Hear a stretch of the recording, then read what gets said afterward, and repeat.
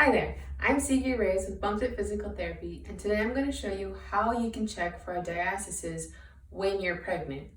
So the first thing you need to know is that every woman will get a diastasis towards the end of their pregnancy. It's just the body's way of making space for the baby that you're growing inside of you.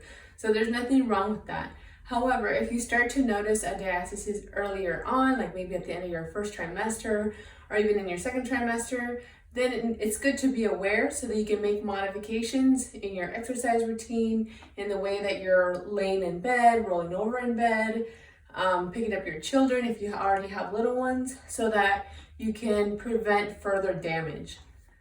So what you're going to do is you're going to lay down on your back and you're going to try to notice what is going on in the abdominals, right along in the belly.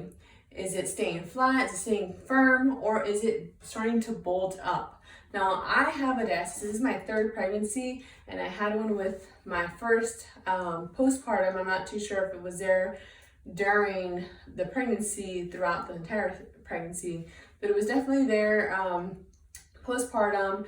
Had a little bit in my second pregnancy, and this time around, I'm feeling it more, I'm noticing it more.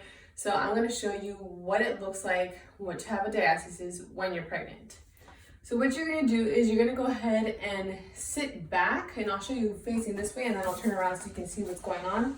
You're going to sit facing this way with your feet flat on the floor, and your knees bent, and your hands popped up behind you. And all you're going to do is you're going to lay back, or you can do that motion like you're laying back, to see what's going on with the abdominals. So I'm gonna go ahead and turn around and you can see it from the front view.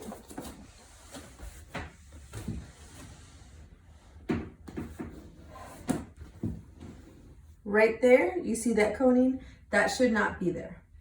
So some things that you can do to be mindful of a diastasis if you do have one, and even if you don't, it's still a good habit to form in getting in and out of bed this way. But coming to the edge of the bed, bringing your elbow down, and then rolling over on your back. And then when you need to get up, instead of just lifting your head up, you're gonna push away with the leg furthest away. So if you wanna roll to your right, you're gonna be pushing down with your left leg, and then you're just turning over. And then you're gonna drop your legs off the edge of the bed, and you're gonna push yourself up with your arms. That's the easiest way. The other thing you wanna be mindful of is when you're lifting up your little ones. So when you're lifting up your little ones, it's easiest to make sure that you're engaging the core, so that you're not adding extra pressure or stress onto the, not just the abdominal wall, but the pelvic floor as well. So a good way to do that is if you're grabbing your little one, you're gonna breathe out, breathe in, and then lift up your little one. All right, I hope these tips help you with your pregnancy.